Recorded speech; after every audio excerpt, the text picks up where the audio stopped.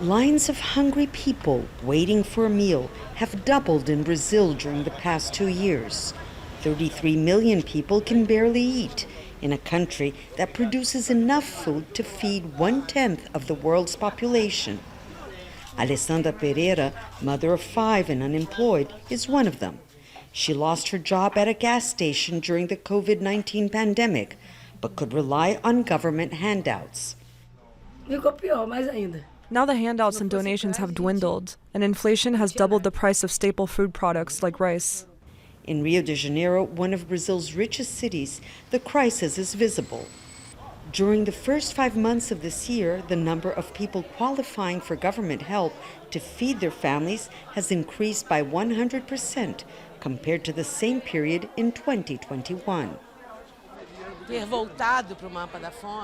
It's the worst backlash in 3 decades. When Brazil first started its campaign to fight hunger, we're now back on the United Nations hunger map, which we had managed to leave in 2014.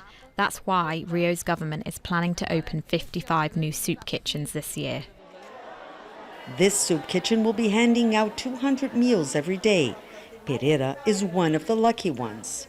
Another 100 families have applied for aid, but there aren't enough resources. Recovered addict Carlos Fonte works as a chef in a restaurant in the Babilonia slum. His only son was killed in a shootout with the police. I found a way to cure my sorrow. With the help of people from our neighborhood, we have reached out for donations and are cooking meals for those who are facing a much worse situation than we are.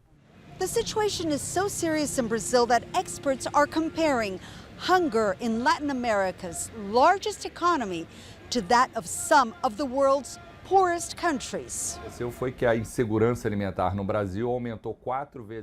Food insecurity in Brazil has increased 4 times more than the average global rate.